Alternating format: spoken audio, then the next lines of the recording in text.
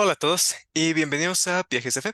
Y en esta semana, nuestro invitado es Ever López, un amigo mío, mi asistente en la misión.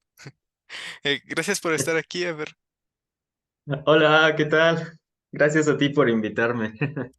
Vamos a ver algo interesante. Algo que, por ejemplo, cuando estábamos ahí en las oficinas, porque era secretario en la misión allá, era mucho de libros que por ahí andaban, ¿no? En las casas, como el Día de la Defensa, eh, volúmenes de Santos escondidos ahí, y así, ¿no? Sí, Y pues, como que tú siempre te me hiciste del lado, como interesado en el lado científico de las cosas, como más del lado técnico. Y entonces, hace unos meses, vi que subiste, ¿no? Una publicación en que hablabas un poco de un lado tal vez un poquito más científico de Kolob, ¿no? Entonces, eh, para un resumen muy breve, entre los libros canónicos que se toman como escritura en la Iglesia de Jesucristo de los Santos de los Últimos Días, es uno que se llama el libro de Abraham. Este tiene su propia historia y podemos hablar un buen de él, pero la idea general, para entender lo que vamos a ver el día de hoy, es que es un registro que se dice que fue escrito por Abraham y en su mayoría trata su relación con Egipto y entre las cosas que están aquí menciona que tiene una visión de Dios y que en términos muy generales ve su morada y ve la estrella más cercana a su morada, que esa es la que se llama Coro, ¿no? Entonces, tú viste un poco en cuanto a este aspecto, ¿no? Este tema trae mucho interés, mucha curiosidad. Entonces, ¿podemos contarnos un poquito de qué fue lo que hiciste tú o estudiaste tú al respecto? sí, claro. Bueno, gran parte de la parte de Kolob se menciona mucho sobre la astronomía, ¿no? Entonces, desde siempre la astronomía ha sido un tema que ha fascinado a la humanidad. Siempre, o sea, cualquier civilización en la que puedas ir vas a encontrar registros de astronomía. Entonces, bueno, la Iglesia de Jesucristo no es la excepción. Y recuerdo que cuando yo era joven me gustaba mucho leer el libro de Abraham porque siempre me gustaron las estrellas y mencionaba cosas muy, muy locas y muy curiosas, especialmente en el capítulo 3 de ese libro. Entonces, ya cuando fui un poco más grande, a mí siempre me encantaron la física y las matemáticas. Entonces, mientras estaba leyendo, me parece que fue un libro, no recuerdo bien quién lo escribió, pero seguramente tú ya has escuchado de él, es el libro de El teorema de Kolob, me parece que se llama. Ajá, sí, lo conozco. ¿Quién lo escribió? No sé. Sí, no me acuerdo quién, sí, ahorita se me olvidó, pero ahí está interesante, ¿no? Ese libro. Entonces, me gustó mucho cómo este escritor relaciona cosas más de sentido científico con las cosas que se explican en la iglesia. Entonces, en algún momento él llega a mencionar acerca de la posibilidad de que Colo pueda ser una estrella, esta estrella que comentabas que es la más cercana al trono de Dios, pueda llegar a ser un agujero negro. Y no se mete en muchos detalles, pero a mí sí me dejó como pensando eso, como de, o sea, ¿qué posibilidades existirían de que realmente las escrituras, tal como se detallan en este capítulo específico de Abraham, el capítulo 3, qué posibilidad hay de que lo que se describe ahí concuerde científicamente con lo que nosotros conocemos como un agujero negro? Entonces dije, pues a ver, me puse a investigar, me puse a leer.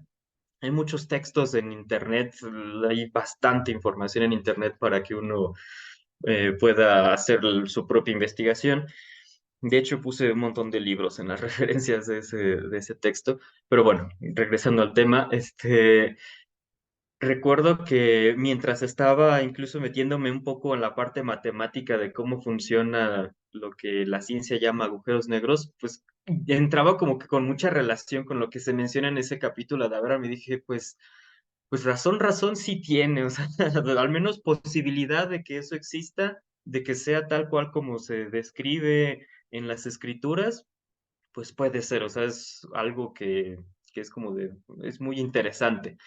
Digo, a nivel científico, los agujeros negros son objetos matemáticos muy complejos que se desconocía de su existencia hasta realmente existencia verificable hasta el 2019 pasado, que hubo una confirmación visual de un agujero negro, pero se teorizaron desde 1915 aproximadamente. Entonces o sea, fue algo muy interesante que en el libro de Abraham haya una descripción muy similar de lo que las matemáticas dicen, solo que pues el libro de Abraham fue traducido por José Smith pues, hace mucho, mucho tiempo atrás, casi 100 años antes de que las personas científicos, los matemáticos y los físicos describieran estos objetos. Y bueno, el libro de Abraham lo consideramos como una traducción, como decías, entonces es todavía más viejo que las épocas de José Smith. Entonces sí se me hizo así como, wow, esto es interesante, es para analizarlo. Y más que nada, esa es como la breve historia de cómo fue que hice este como pequeño análisis.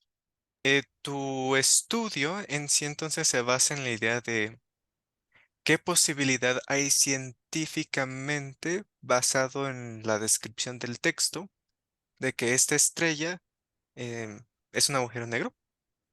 Exacto. Ok. Y a ver, ya entrando en materia, ¿qué encontraste de eso? Y bueno, ah, en el libro de Abraham se mencionan ciertas características, de hecho las voy a leer de lo que escribí para ya no irlas a buscar.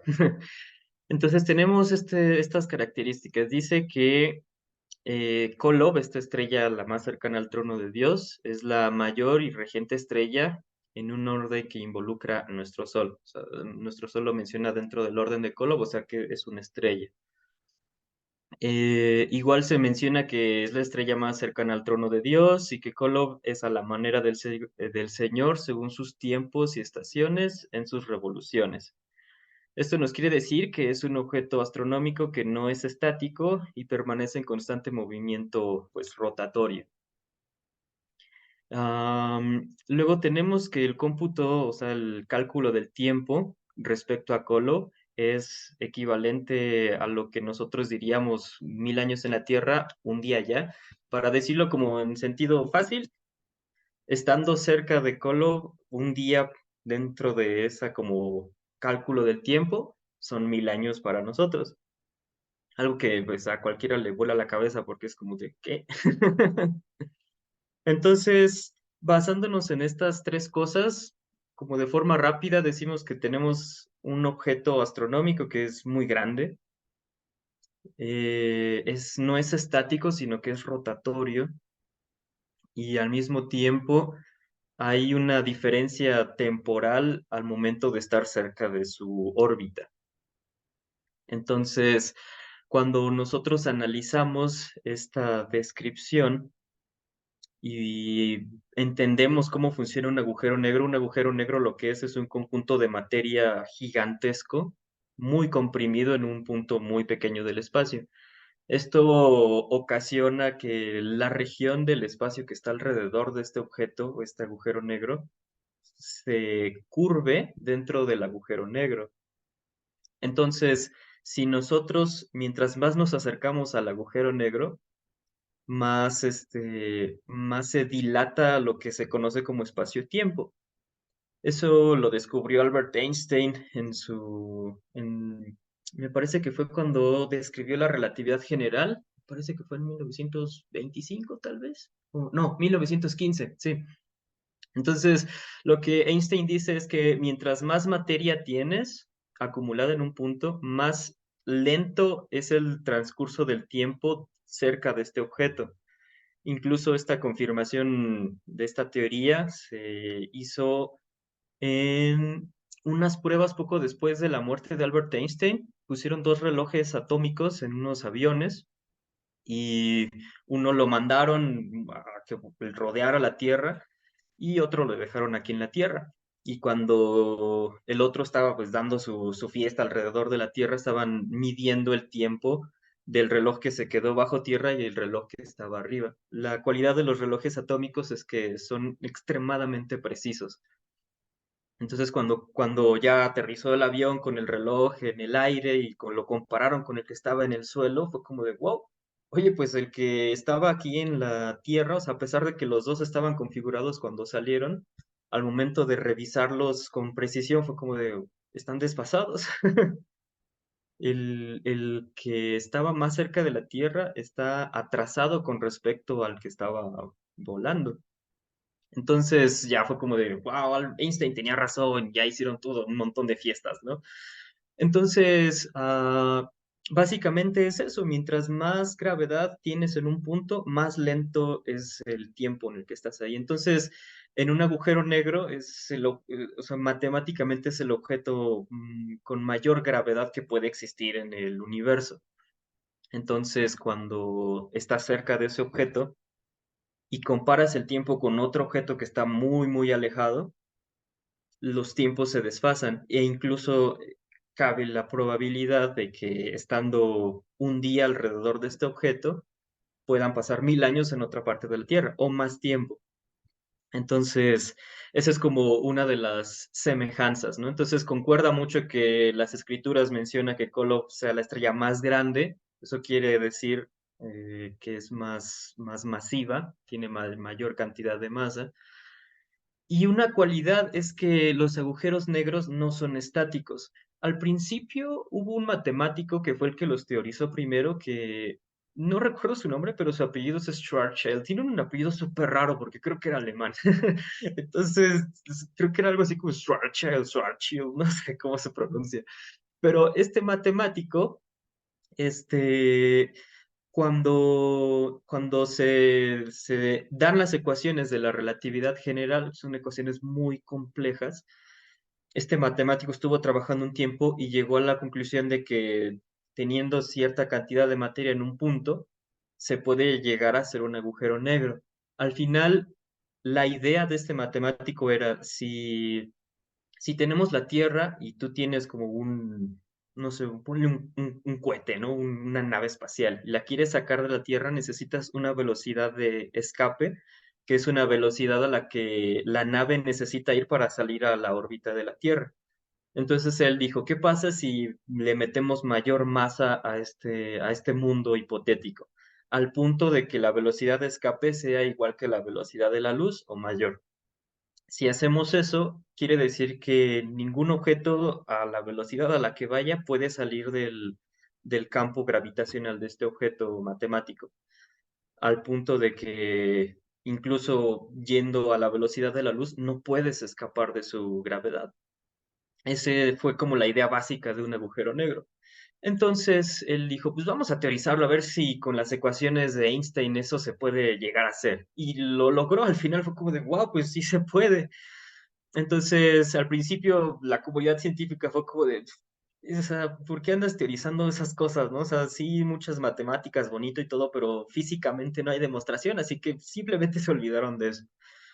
Hasta que más en el futuro llegó otro físico que se apellida Kerr. Él teorizó en base a las ecuaciones que este Schwarzschild hizo sobre la relatividad, él teorizó otro nuevo tipo de agujeros negros. La cualidad del agujero negro de Schwarzschild es que este agujero es simplemente matemático, es perfectamente esférico y no rota, no gira, no hace nada. Simplemente es como si tuvieras un plano y un objeto negro ahí. Entonces este Kerr dijo, ok, eso físicamente no tiene sentido porque en el espacio no conocemos nada que realmente esté estático y que no esté rotando. Entonces, ¿qué pasaría si hacemos que este objeto no sea estático y que además esté rotando? Entonces él llegó a una nueva conclusión de que los agujeros negros, que ahora los conocemos como agujeros negros de Kerr, realmente no son estáticos, sino que están girando y de hecho giran a una velocidad muy, muy rápida, son velocidades cercanas a la velocidad de la luz. Y además estos agujeros negros tienen la cualidad de que al estar rotando, el espacio-tiempo se curva más fuerte aún. Entonces hace que la dilatación del tiempo sea mucho mayor de lo que realmente se pensaba antes. Entonces es como de, oh, ok, entonces ahora los agujeros negros necesariamente para que existan tienen que rotar. Entonces es como de, genial, pues eso también concuerda con la descripción del libro de Abraham. Entonces es como muy interesante porque al mismo tiempo ha sido un trabajo científico de muchos años, ¿no? Entonces, a mí cuando yo empecé a analizar estas cosas fue como, wow, pues hay mucha coincidencia. Interesante. Y por ejemplo, ahorita que comentas la idea de la relatividad, ¿no? De que eh, en ciertos lugares, ¿no? Del universo, debido a su masa, en otros lugares el tiempo que pasa en ambos es distinto. Esa idea, ¿tú sabes cuál era como el entendimiento de esto por la época de José Smith? Sí, ah, cuando Isaac Newton fue sin dudas el mayor científico que ha existido. Sin embargo, estaba muy limitado porque él pues tenía que generar nuevo conocimiento y pues antes de Newton era como de, pues, o sea, había muy poquitos como científicos brillantes que con el conocimiento que tenían lograban hacer muchas cosas. Entonces, Newton fue como un antes y después para la ciencia. Y eso, las ecuaciones de Newton se trabajan con algo que vamos a decir el tiempo constante, o sea, el tiempo es igual en cualquier parte del universo. Y ese era la forma en la que se trabajaba porque facilitaba mucho el trabajo y porque no se sabía que el tiempo era distinto en cada punto del espacio. Y bueno, estamos hablando de Newton alrededor de 1600, 1700 después de Cristo. Entonces, eso es como de más o menos 150 años antes de José Smith. Bueno, entonces, para ese tiempo, pues hubo muchos trabajos relacionados a la física, el movimiento, etcétera, etcétera, pero nunca se trabajó con la idea del tiempo realmente, porque incluso a la fecha es complejo trabajar con el tiempo, porque si le preguntas a alguien, ¿qué es el tiempo? Nadie sabe qué es. Y ahora menos. Entonces, para las épocas de José Smith, la comunidad científica trabajaba con un tiempo que era exactamente igual en cualquier situación. Entonces, un poquito antes de Isaac Newton estaba Galileo Galilei y Galileo Galilei fue el que introdujo la idea de la relatividad. Su idea es que cuando estás, por ejemplo, vamos a suponer que estás en un tren y te estás moviendo, ves cómo las cosas cercanas a ti se mueven casi igual que tú, ¿no? O sea, puedes ver a alguien caminar y lo ves caminar normal, pero si volteas afuera, ves cómo las cosas se mueven muy rápido, ¿no? Porque el tren lleva mucha velocidad. Entonces, eso es como la primera alusión que se dio a la relatividad, es como de, hay cosas que se mueven a la misma velocidad que nosotros o se mueven un poquito más rápido y pues las vemos como estáticas o las vemos con un ligero movimiento. Pero si vemos afuera, pues es como de, wow, o sea, hay más movimiento de lo que realmente aparenta. Entonces, la idea de la relatividad de Galileo era justamente como la parte visual de lo que concebimos como relatividad, ¿no? O sea, como yo mido algo aquí, o sea, yo puedo medir que pasa alguien a mi lado en el tren a 5 kilómetros por hora, pero mi tren realmente va a 40 y yo veo como las cosas afuera se mueven a 40, ¿no? Entonces puedo hacer esa distinción como de, ok, él se mueve a 5 y afuera a 40. Eso quiere decir que él se mueve a 45. Entonces, en la relatividad de Galileo, las velocidades se pueden sumar dependiendo de desde dónde las estás viendo. Si ves a una persona afuera del tren, va a medir la velocidad del que está caminando en el tren a 45 kilómetros por hora. Y tú lo vas a medir a 5 porque tú estás dentro del tren. El problema con eso, que fue algo que se dieron cuenta los científicos muchos años después, ya estamos hablando de que ya 100 años después de José Smith, casi el momento de Albert Einstein, es que, ah, bueno, un poquito antes se me pasaba, hubo otro científico llamado Maxwell, o de apellido Maxwell. Este científico fue el encargado de conocer todas las ecuaciones matemáticas para el electromagnetismo. Y una cualidad es que se descubrió por primera vez que la luz se comportaba primero como una onda y que al mismo tiempo esta onda era parte de un espectro electromagnético, de tal forma que tanto lo que hoy nosotros conocemos como luz ultravioleta, luz visible, infrarrojos, radio, todo eso es un fenómeno del mismo objeto que es el electromagnetismo, que al final no es otra cosa más que ondas, pues, tanto magnéticas como eléctricas juntas, en pocas palabras. Entonces, este Maxwell descubrió que la luz, o al menos las ondas electromagnéticas, siempre se mueven a una velocidad constante. Y esta velocidad es aproximadamente 300.000 kilómetros por segundo.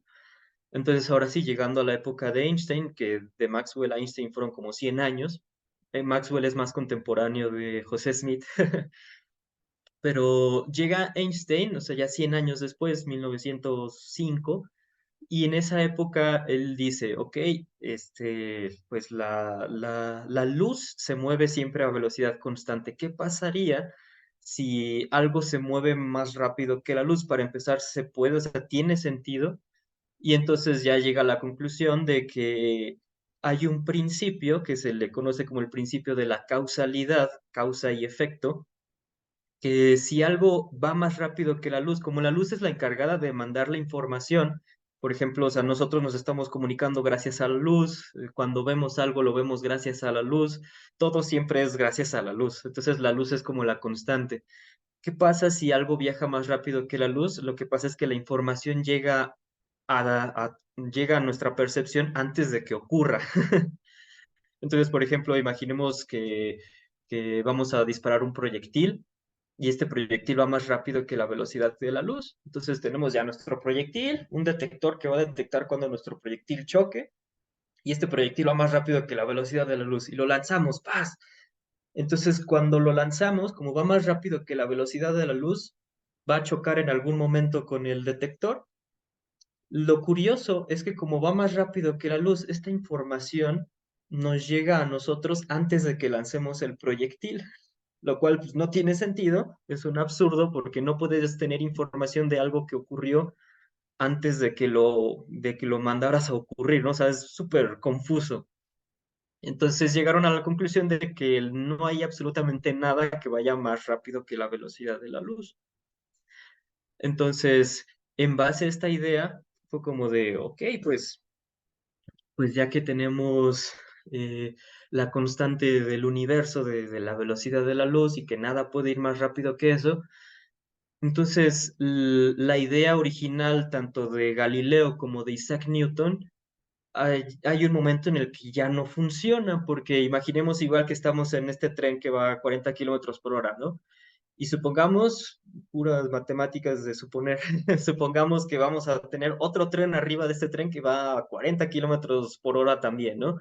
Entonces, si tú eres una persona en el exterior que mide la velocidad del segundo tren, vas a ver que está a 80 kilómetros por hora, porque estas velocidades se suman. Si hicieras eso, o sea, lo puedes hacer hasta el infinito al punto de tener un momento que el tren ya va más rápido que la velocidad de la luz, y eso entonces ya no funciona. Se rompe el principio de la causalidad porque ya no puede haber un efecto antes que haya una causa. Entonces, ir más rápido que la velocidad de la luz es algo que actualmente se considera un imposible, o sea, no se puede. Entonces Einstein empezó a trabajar con eso y llegó a la ecuación más famosa del mundo, que es la de E igual a mc al cuadrado, pero antes de llegar a ese resultado, en el mismo texto donde postuló la idea de la relatividad especial, pues justamente se enseñaban estas ideas de que nada viaja más rápido que la luz. Entonces, ¿qué pasaría si nosotros tenemos un tren y otro que va arriba de este tren, pero este va a la velocidad de la luz? Entonces, cuando lo sumamos afuera, el resultado completo es velocidad de la luz más la velocidad del tren. Y entonces Einstein llegó a la conclusión de que de velocidades matemáticamente correcta se basa en un objeto que conocemos como la transformada de Lorentz. Cuando uno utiliza la transformada de Lorentz para sumar velocidades, se va a dar cuenta de que no puede sumar velocidades más rápidas que la velocidad de la luz y que cuando sumas la velocidad de la luz con otra velocidad de la luz, el resultado es la velocidad de la luz. Entonces es súper curioso eso. Pero cuando sumas algo que es más rápido que la velocidad de la luz, surge un objeto matemático que en este tipo de cosas de la relatividad nadie quiere que le salga, y es raíces imaginarias de números, o sea, raíces de números negativos, que en matemáticas son números imaginarios, y esos números pues son imaginarios, ¿no? Entonces, cuando lo tratas de traspasar a la vida física, no tiene mucho sentido. Entonces, en base a las ecuaciones de Einstein, si algo va más rápido que la velocidad de la luz, viaja en el pasado hacia atrás. Y eso está súper prohibido por la física. Y entonces nada puede ir más rápido que la velocidad de la luz. Entonces, cuando empiezas a sumar velocidades, lo que realmente o lo que intentamos entender físicamente es que el espacio y el tiempo se tienen que curvar para que no haya problemas de causalidad. Entonces, mientras más rápido te mueves, más lento es tu tiempo para que no haya problemas de causa y efecto. Entonces, ahí inició la idea de que el espacio y el tiempo son como muy extraños, no son lineales y perfectos como se imaginaba desde Isaac Newton o desde Galileo, sino que tu velocidad en el espacio podía cambiar el tiempo que tú podías percibir. Y de hecho eso fue muy necesario para el GPS. Cuando se crea el GPS, gracias a las ecuaciones de Einstein, se pudo corregir la diferencia temporal que hay en las cosas que hay en el espacio y las que tenemos aquí en la Tierra. Como esos satélites del GPS orbitan la Tierra a una velocidad muy grande, su tiempo se desfasa con el nuestro, porque el tiempo de ellos al estar afuera, ir más rápido, es más lento. Entonces es como de, ok, necesitamos corregir eso. Así que utilizando las ecuaciones de Einstein se puede corregir el desfase temporal que hay con el GPS y gracias a eso pues podemos llegar a nuestros destinos con nuestros teléfonos, ¿no? Entonces, eventualmente fue como un proceso de muchísimos años de pasar de, ok, nuestro tiempo es súper igual en todas partes, podemos sumar las velocidades que queramos y estar donde sea y no pasa nada, a llegar a la conclusión de que en efecto el tiempo es distinto en cada punto del espacio y no existe algo como un tiempo absoluto, sino que el tiempo va a depender según la posición y velocidad en el espacio en el que uno se encuentre. Entonces, esa fue la idea que revolucionó todo, pero en la época de José Smith, la idea menos científica, lógica que se conocía es que el tiempo era absoluto y se tomaba como si fuera una ley, ¿no? Es como el tiempo es absoluto porque Newton lo dijo, ¿no? Y punto. De hecho, eso sí le llegó a causar problemas a Einstein porque cuando postula la idea de que el tiempo no es absoluto y que cambia, la comunidad científica fue como, de, estás loco, o sea, ¿cómo te atreves a contradecir al grande Newton? Pero al final, pues las demostraciones, tanto físicas como matemáticas, le terminaron dando la razón a Einstein. Ok, interesante. Y, por ejemplo, digo, ahorita que nos has dado este como contexto científico de cómo el entendimiento científico ha como evolucionado y se ha desarrollado con el tiempo. Por ejemplo, no la, pues el lado como naturalista de ver las cosas es que José pues inventó el libro de Abraham, ¿no? Que él se lo inventó, dijo, miren, escribí un libro de Abraham. Entonces, si digo, si lo vemos desde ese punto de vista, Entonces, pues todo lo que se menciona ahí es pues de él, ¿no? O se lo, o puede que se le haya ocurrido, o puede que lo haya eh, leído en algún lado y dijo, ah, esto lo puedo poner acá, ¿no? José Smith se conoce porque sus declaraciones de la deidad, de la ciencia, de lo que fuera, no era lo que se creía en ese entonces. En- y entonces, si José, por ejemplo, si va a escribir el libro de Mormón, lo que se creía más o menos en ese entonces era de que sí había gente buena, gente mala, y sí estaba como este mito de que los malos mataron a los buenos, pero él va a decir, bueno, no solo es eso, voy a decir que eran civilizaciones bien organizadas, voy a decir que hacían comercio entre ellos, voy a decir que tenían registros, voy a decir, y entonces empieza a agregar muchas cosas que en ese entonces no tienen nada de sentido, y estamos como, José, José, si quieres que te crean, no empieces con todo eso, ¿no? Y el libro de Abraham, pues el cómputo de las estrellas. Y entonces cada vez, él nunca decía lo creído en ese entonces, siempre decía un buen de cosas locas. Y entonces eso hacía que fuera más probable, mucho más arriesgado, el hecho de que con el tiempo, pues quedara como loco, ¿no? Pero Ujú. parece en este aspecto que más bien el tiempo le dio la razón. Y entonces, ahora que nos compartes estas cosas, lo que has aprendido en tu estudio de, de la física, la matemática, de cómo esto puedes encajar bien con la descripción que está en el libro de Abraham, pues parece que la ciencia ha sido algo que te ha interesado entender un poco más el cómo funcionan las cosas, ¿no? Porque si sabemos que está la luz, por ejemplo, yo sé que la Tierra es redonda, sé que existe la gravedad, pero, o sea, ¿pero qué es, no? Como tú dices, ¿no? De dónde sale, podemos entender cómo funciona, predecir cómo va a funcionar, el universo es un caos total o es algo que está en orden, entonces creo que la ciencia ayuda mucho en ese aspecto. Y hace unos años me encontré con un término que no sé muy bien en español cómo es, pero literal el término en español es el dios de los huecos. Así se conoce, ¿sabes?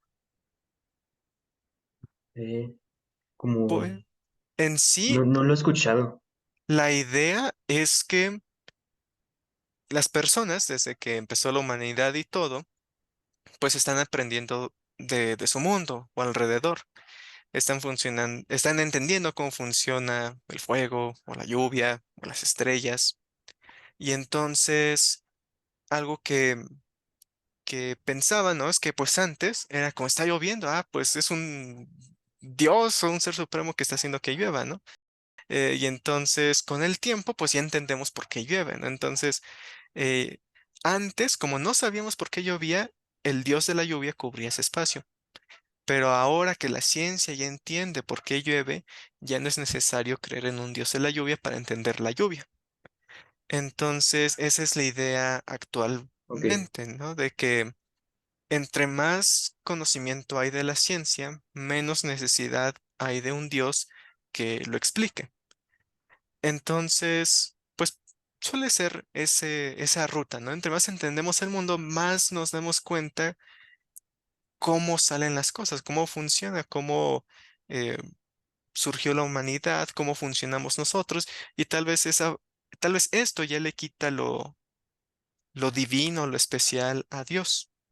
Entonces, en tu estudio de la ciencia y de estas cosas, ¿alguna vez sentiste como que ya rechazaba a Dios o siempre los viste juntos?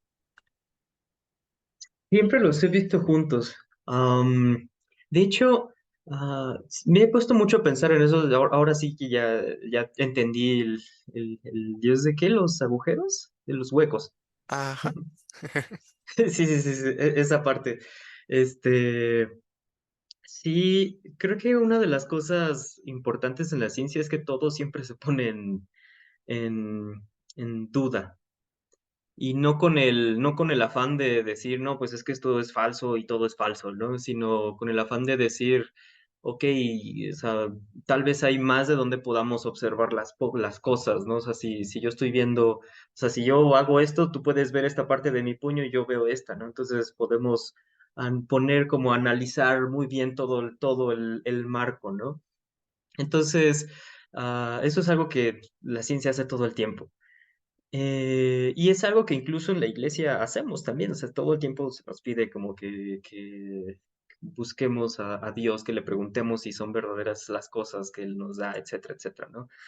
Entonces, la forma en la que siento mucho que hay como este golpe como de religión con ciencia, o sea, sí existe, pero a mí en lo personal no me causa ningún conflicto, porque lo he pensado muchas veces. El hecho de que nosotros sepamos por qué ocurren las cosas no quiere decir que Dios no las ha hecho con justamente esa misma información para que sirva. Yo soy mucho de la idea de que Dios ha creado un mundo, un universo que es autosustentable. Entonces, por ejemplo, nuestro planeta pues, es autosustentable, todo gracias al sol. Nos da la energía que necesitamos. Y entonces nosotros como humanos decimos, no, pues como dices, ¿no? Como, ahora ya sabemos cómo se hace la lluvia, ya no necesitamos saber que hay un Dios, pero realmente eso es como, o sea, realmente esa es la idea lógica de pensarlo. Yo pienso que no. Por ejemplo, si nosotros tenemos este teléfono, y decimos que no, pues este teléfono no lo hizo la compañía de este teléfono, porque pues ellos no están aquí como tal moviendo los circuitos y todo eso, ¿no? Entonces simplemente el teléfono lo hicieron tan bien que funciona como tiene que funcionar. Entonces Dios sigue las mismas leyes que hay en el universo para hacer que las cosas funcionen. Él no necesita estar justamente ahí moviendo. Así como, no sé cómo me imagino a la gente que piense que Dios hace eso, me los imagino como pensando que Dios está en una super cabina tecnológica diciendo, pues vamos a hacer que aquí llueva y vamos a mover aquí para que aquí haya esta cosa y acá el viento y así, ¿no? O sea, realmente no funciona así. O sea, las cosas que descubrimos con la ciencia nos ayudan a entender cómo funciona y yo lo entiendo de esta forma, es científicamente sé cómo funciona. Eso quiere decir que Dios lo hizo así, o sea, realmente, o sea, la forma en cómo fue creando y dándole forma a todas las cosas, la hizo de tal forma, tan bien hecho, que funciona por sí mismo. O sea, él no necesita estar aquí para que llueva, él no necesita estar aquí para que los animales hagan sus procesos de alimentación o de reproducción, no necesita estar al tanto de las plantas a ver si ya hicieron fotosíntesis o decirles, haz fotosíntesis. No, o sea, como buen científico, lo que uno quiere hacer siempre es hacer que las cosas, o sea, funcionen porque las hiciste bien, ¿no? Entonces, para que las cosas funcionen de tal forma que Dios no tenga que estar ahí para moverlas, pues se tuvo que meter en temas extremadamente, o sea, que hoy nosotros diríamos extremadamente científicos y técnicos al punto de diseñar cada célula para que funcione como tiene que funcionar, de utilizar las mismas leyes que hay dentro del universo, como las leyes de la conservación de la energía, por ejemplo, para que nuestra Tierra funcione, para que haya ciclos del agua, para que haya ciclos del aire, para que haya ciclos de etcétera, etcétera, etcétera, ¿no? Entonces, yo soy de la idea de que el hecho de que científicamente podamos describir un objeto no significa que Dios no haya estado involucrado en su proceso de creación. De hecho, nadie puede negar, o sea, no se puede científicamente ni afirmar ni negar que eso haya sido así, que Dios o que un ser superior haya estado involucrado en la creación de cualquier cosa. Entonces, porque si se pudiera negar, desde hace mucho los científicos ya hubieran dicho, no, pues aquí está la demostración de que efectivamente no hay un Dios, no se necesita, pero no se puede. O sea, realmente meterse en ese trabajo es muy complejo. Y al contrario, ha habido más información que nos hace realmente pensar como de, ok, aún está más fuerte la posibilidad de Dios haciendo las cosas como siempre las ha hecho. Entonces, en el lado científico, esa parte está como que siempre muy, muy flotante, ¿no? En lo personal, como yo te comento, es como de, o sea, pues obviamente Dios no necesita estar ahí para hacer las cosas, ya simplemente las diseñó tan bien como estos teléfonos, ¿no? Que funcionan con el hecho o sea, funcionan para lo que fueron creados, ¿no? O sea, no, o sea, se tuvieron que diseñar células, sí, se tuvieron que diseñar conductos en nuestros cuerpos donde pase la energía, como los nervios, ¿no? Como los vasos sanguíneos, las arterias, las venas, etcétera, etcétera. Todo eso se tuvo que diseñar y todo sigue un patrón de diseño. O sea, la verdad es que las cosas son tan complejas que a mí me da mucha risa que en la ciencia es como como funciona mucho con probabilidad.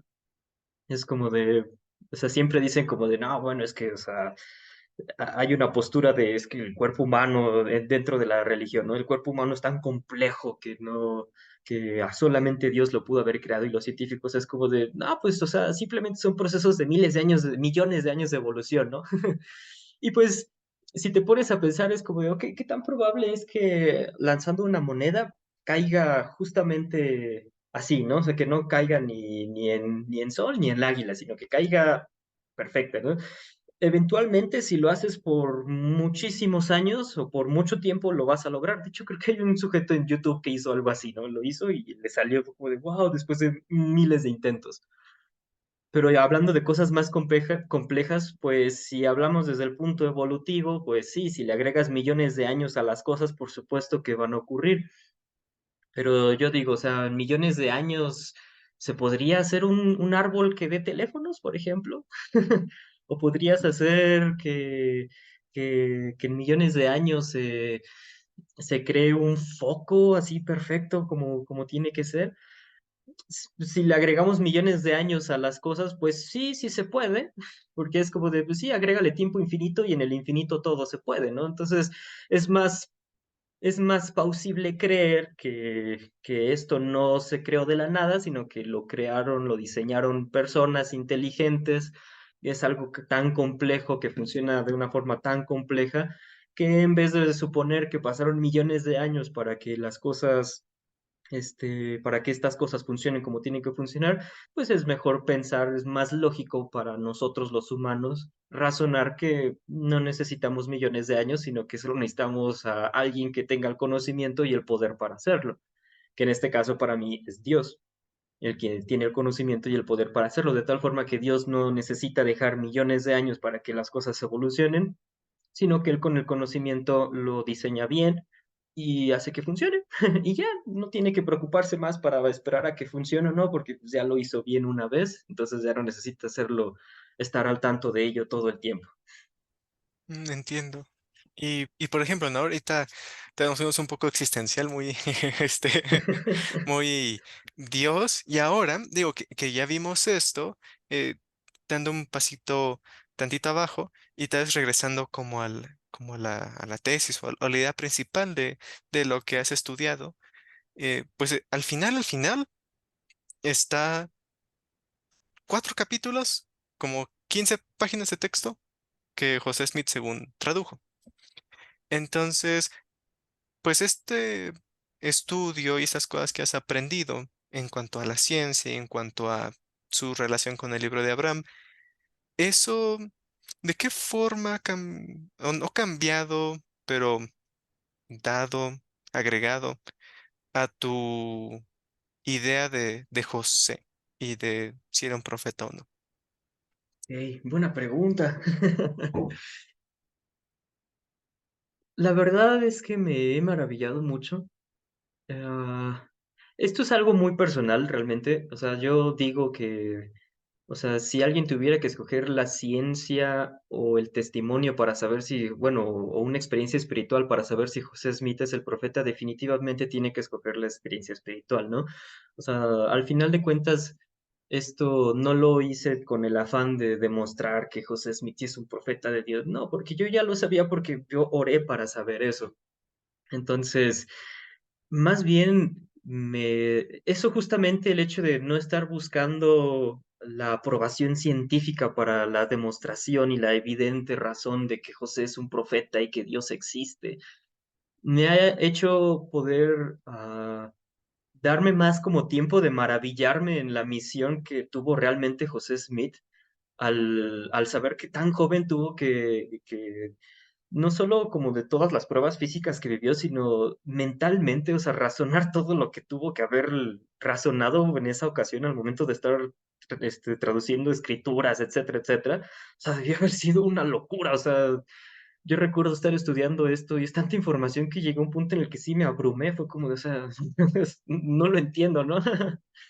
Entonces, sin duda, me dio como la oportunidad de maravillarme más acerca de José Smith. Sin duda, era una persona extraordinaria por toda la información que tuvo que haber obtenido, ¿no? O sea, es increíble. Entonces, mi visión ante el profeta fue más de asombro, más que de aprobación. O sea, realmente yo sé que es un profeta, no lo sé por la ciencia, y sin embargo hay muchas cosas que posiblemente concuerden con la evidencia científica. Igual al final de cuentas, lo que hablamos hace rato de la luz y Kolob y todo esto, no necesariamente tiene que ser eso, ¿no? Igual y al final cuando Dios lo decida se revele que funciona de otra forma, es como, oh, ok. Pero al final de cuentas o sea, hay muchas cosas, o sea, es conocimiento y eso, o sea, el conocimiento siempre se tiene que tanto buscar como ah, vamos a decir que se tiene que absorber con mucho entusiasmo y con mucha responsabilidad, porque igual entiendo que, por ejemplo, ahorita podríamos ir como por el mundo diciendo, no, es que evidencia científica de que José Smith y quitamos la oportunidad a mucha gente de que busque por sí mismos y por medio de la aprobación del Salvador y de Dios, pues tener un testimonio del profeta en este caso, ¿no? Entonces, realmente esto es más que nada por conocimiento, por tratar de entender, al final de cuentas pues somos entidades pensantes en este mundo y o sea, el hecho de poder aprender acerca de lo que nos rodea pues, es una maravilla. Entonces, ahora entendiendo como tanto la parte histórica de José Smith como de todas las cosas en las que se pudo haber involucrado y en las que tuvo que haber sufrido y padecido, y con todas las cosas que además tuvo que haber aprendido, o sea, la verdad es que o sea, mi comprensión acerca de lo grande que era este José Smith, pues, fue como increíble. O sea, la verdad es que estoy muy maravillado acerca de José Smith, de que haya sido un profeta y lo respeto bastante por todo lo que tuvo que haber aprendido y padecido, simplemente para ser como nosotros. O sea, estamos buscando la verdad y él también la estaba buscando hasta que la encontró. Sí, y por ejemplo, ¿no? Ahorita que comentas de que si alguien quiere saber, ¿no? De la veracidad de Dios y de estas cosas, aunque estas cosas son muy útiles, obviamente, comentas que son complementarias, ¿no? Y digo, ahorita que lo comentas, pues sí, porque ahorita hemos comentado cosas, pues que encajan, que tienen sentido, ¿no? Pero digo, si vamos de un punto de vista un poco más objetivo, o tal vez no somos como del lado no creyente, pues el libro de Abraham tiene sus propias controversias, ¿no? Los papiros, que veremos después en el canal, pero esa cosa en sí, y José Smith en sí, por ejemplo, en el texto, algo que había leído una vez fue que cuando habla de Kolb, justamente la forma en la que como que da el panorama lo describe, es como de la misma forma que se describía el mundo en ese entonces, ¿no? Que como que la idea bíblica de la Tierra era como que era planita, tenía un domito, como que tenía agua arriba y luego tenía las estrellas, ¿no? Y entonces, por ejemplo, he escuchado a gente crítica decir, ¿no? Ah, entonces el libro de Abraham explica esto de la tierra plana, pero está bien de Kolb, ¿no? Entonces, es como de a ver cuál, ¿no? Esto me lleva a la última pregunta para concluir, y esto es, pues, como comentas, ¿no? El hecho de que sepamos cómo funcionan las cosas, ¿no? no quita la posibilidad de que un creador haya estado detrás de esto. En la historia del mundo ha habido mucha gente que cree en un creador, pero solo sabe eso, ¿no? El creador quién es, cómo se llama, qué está haciendo, y pues de ahí salen las deidades, ¿no? Las deidades como griegas, romanas, egipcias y hindúes, y pues ahorita la como la más, no sé, famosa es el dios abrámico, ¿no? Puede ser con judíos, con islam, con el cristianismo, pero el chiste es que siempre ha habido deidades, siempre ha habido una explicación de creador. Han sido antropomórficos, han sido animales, han sido personas, han sido espíritus. Entonces, sé que esto es subjetivo, pero es parte del tema del canal, ¿no? De viajes de fe. ¿Por qué tú, entendiendo estas cosas y con tantas opciones, por qué Jesucristo? ¿Por qué creer en Él? Buena pregunta. Am, la verdad, me he hecho esa pregunta también yo por mucho tiempo. Digo, al final, o sea, yo sí tengo muchas ganas de ser un científico. Entonces, entonces parte de eso es cuestionar todo. O sea, realmente no es tanto como lo comentaba hace rato, o sea, poner en duda las cosas no es tanto como de para decir que no y cerrarse y ser de mente cerrada, ¿no? Sino es para justamente todo lo contrario, para buscar opciones. Dentro de la idea de Jesucristo de por qué Él, más que nada fue porque seguí las instrucciones que vienen en Moroni de preguntar a Dios acerca, o sea, directamente a Él si Él existe o no, ¿no? Si son verdaderas estas cosas o no. Ah, Entiendo que puede haber mucha percepción a lo largo del mundo y de las personas de sí, bueno, es que, o sea, tú puedes sentir que es la verdad, pero ¿cómo sabes que es la verdad? ¿No? O sea, puede ser pura sugestión porque pues estás en un país de cristianos, tu familia es miembro de la iglesia, o sea, creciste ahí, ¿cómo sabes que todo lo que sabes no es por fallo geográfico que por lo que realmente hayas, o sea, realmente tengas ese deseo de saber y cómo sabes que es verdad, ¿no? O sea, antes de Jesucristo, antes de que el cristianismo formal llegara aquí a América, pues sabemos mexicas y todo eso, y que Quetzalcóatl y Huitzilopochtli, entonces, ¿por qué Jesucristo y no ninguno de ellos, no?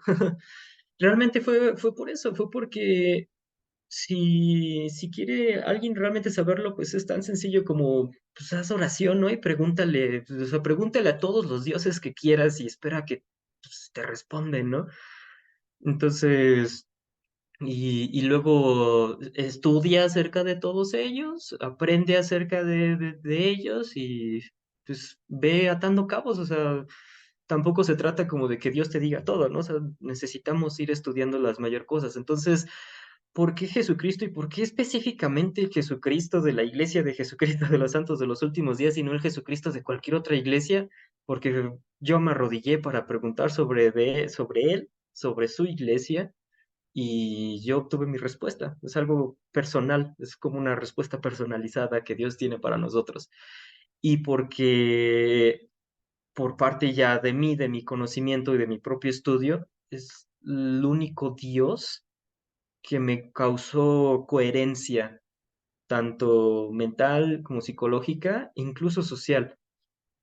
Porque el Evangelio restaurado de Jesucristo es, o sea, es maravilloso, o sea, realmente es perfecto. Entonces, realmente es por eso, o sea, sí investigué no solamente, o sea, a lo largo de mi vida he investigado muchas religiones, les tengo mucho respeto por todo lo que han logrado también, y pues he estudiado acerca de otros dioses, pero mi respuesta estuvo con aquí, mi testimonio está acá, y el cómo yo ato los cabos para llegar a la verdad pues me dio como todo lo que ahora forma mi testimonio.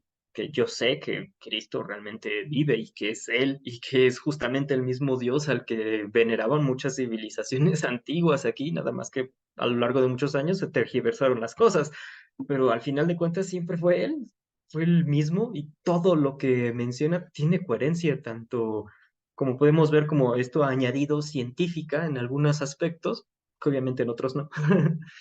Como en aspectos que a mí en lo personal me han ayudado, o sea, en ámbitos sociales, psicológicos, o sea, hay muchas cosas en las escrituras que es como de, o sea, las lees, las pones en práctica, vas con un psicólogo, te explica y son las mismas cosas, ¿no? O sea, realmente ha sido más por eso, por cómo el evangelio se ha envuelto mi vida, como yo he recibido mis propias respuestas tras hacer oración, tras estudiar, y pues mi deseo personal de decir, pues aquí estoy bien, o sea, aquí quiero estar, tenga que hacer lo que tenga que hacer, pero aquí es donde yo tengo que estar. Entiendo. Y gracias por compartirlo, ¿no? Eh, Como comentaba, hay distintas creencias, distintas formas de ver la misma fuente. Entonces, creo que es importante e interesante escuchar los distintos puntos de vista.